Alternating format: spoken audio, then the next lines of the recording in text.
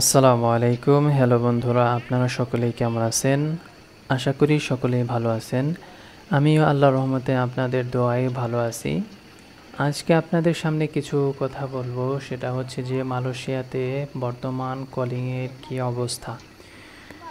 সেটা হচ্ছে যে বাংলাদেশ থেকে মালয়েশিয়াতে আসার জন্য গত সোমবার মালয়েশিয়ান হাই কমিশনার এবং বাংলাদেশের ডক্টর মোহাম্মদ ইউনূসের সাথে একটা বৈঠক হয় এবং সেই বৈঠকের মধ্যে অনেক বিষয় নিয়ে তারা আলাপ আলোচনা করে এবং তার মধ্যে এই নতুন করে এবং বিগত বছরের যে শ্রমিকগুলো আটকে ছিল সেই শ্রমিকগুলোর বিষয়েও তারা কিন্তু আলোচনা করছেন।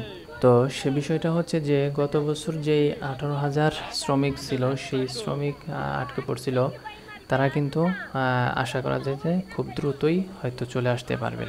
এবং মালয়েশিয়ান হাই কমিশনারের কাছে ডক্টর মোহাম্মদ ইউনূস উনি আবেদন করছেন, বলছেন যেন বাংলাদেশের যত শ্রমিক আছে সমস্ত শ্রমিকের জন্য যেন মাল্টিপল ভিসার একটা সুযোগ সুবিধা করে দেন। আর মালয়েশিয়ান সরকার কিন্তু বাংলাদেশের যে শ্রমিকগুলো আছে তাদেরকে আনতে চায়, কিন্তু মাঝখানের সমস্যা হচ্ছে যে বাংলাদেশের যত দুর্নীতি এবং সিন্ডিকেট আছে, এই সমস্যার কারণেই হতেছে যে মালয়েশিয়ান সরকার এই শ্রমিকগুলো আনতে পারতেছে না।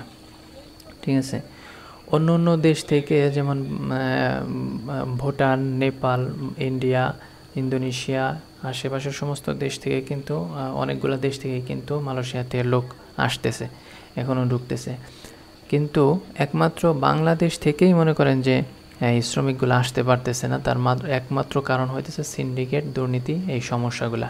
ঠিক আছে, এই সমস্যাগুলা যখনই মনে করেন যে ঠিক হয়ে যাবে, আশা করা যায় যে খুব দ্রুত সময়ের মধ্যেই বাংলাদেশ থেকে অনেক শ্রমিক এখানে আসতে পারবে, মালয়েশিয়াতে আসতে পারবে। ঠিক আছে, তো আশা করা যায় যে খুব দ্রুতই এই মালয়েশিয়ান সরকার এই শ্রমিকগুলা নিয়ে আসবেন এবং আসার জন্য মালয়েশিয়াতে এই শ্রমিকগুলো আনার জন্য সমস্ত কাজ সমস্ত রকমের সুযোগ সুবিধা করে দিবেন।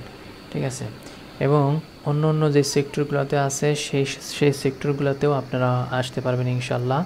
এই 2025 সালের প্রথম থেকেই হয়তো আল্লাহর রহমতে আপনারা এখানে আসতে পারবেন।